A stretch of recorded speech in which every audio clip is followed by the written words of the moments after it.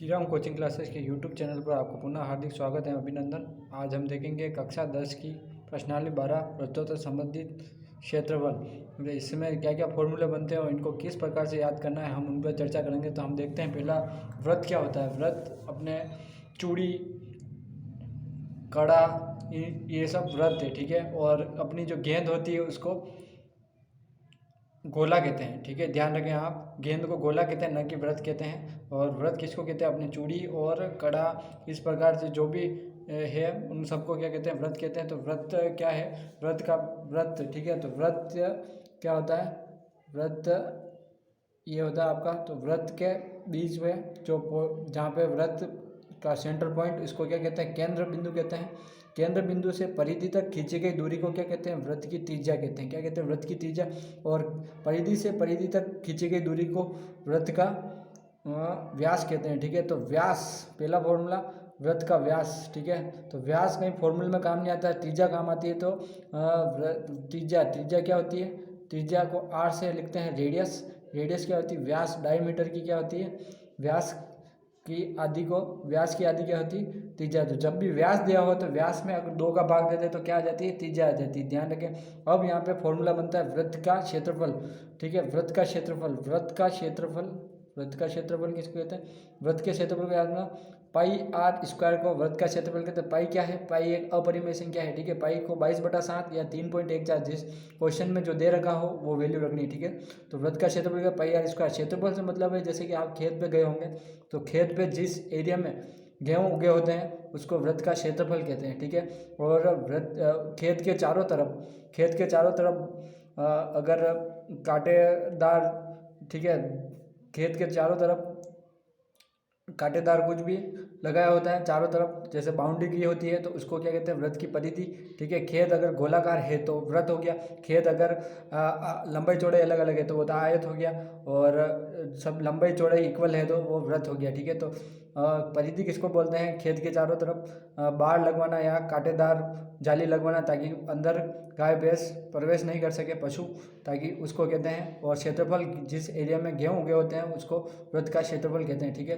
वृत्त का क्षेत्रफल हो गया। वृत्त की परिधि का वृत्त का क्षेत्रफल है पाई आर स्क्वायर। वृत्त की परिधि का सूत्र होता है, वृत्त की परिधि 2πr होती है। क्या होती है? 2πr, ठीक है। 2πr को क्या कहते हैं? वृत्त की परिधि कहते हैं। अब जो फॉर्मूला आता है वो है वृत्त का लघु त्रिज्यखंड का क्षेत्रफल। त्रिज्यखंड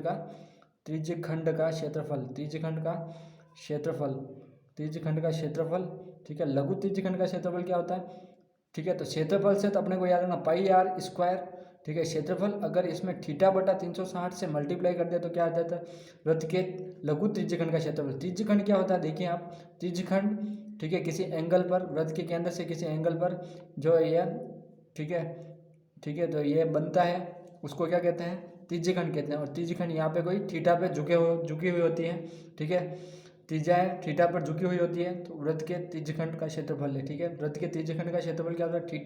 θ/360 degree into pi r square, ठीक है। अब वृत्त का क्या आता है? वृत्त का दीर्घ त्रिज्यखंड का क्षेत्रफल होता है।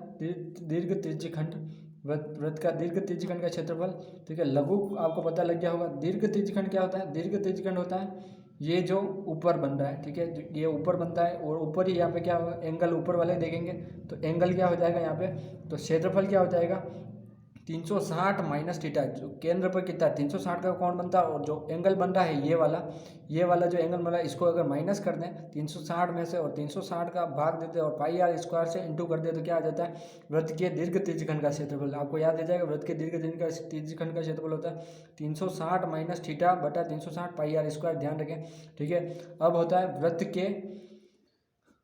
की चाप की लंबाई, ठीक है। वृत्त की चाप की लंबाई से याद रखना है। लंबाई क्या है? परिधि भी एक प्रकार की लंबाई ही है, ठीक है। तो वृत्त की चाप की लंबाई से याद रखना, परिधि को बुलाओ आप 2πr। परिधि में अगर θ/360 से मल्टीप्लाई करते हैं, ठीक है, θ/360 से मल्टीप्लाई करते हैं तो क्या आ जाती है? चाप की लंबाई। तो θ/360 इंटू 2πr क्या है? वृत्त के चाप की लंबाई का से सूत्र है, ठीक है। उसके बाद होता है वृत्त के लघु वृत्तखंड का क्षेत्रफल। क्षेत्रफल। ठीक है, तो वृत्तखंड का क्षेत्रफल यानी कि वृत्तखंड क्या होता है, आपने अभी देखा वृत्तखंड होता है ये आपका त्रिज्यखंड में से अगर इस त्रिभुज को हटा दें और जो ये बचा हुआ भाग है इसको क्या कहते हैं, वृत्त के, ठीक है, वृत्त का वृत्तखंड कहते हैं।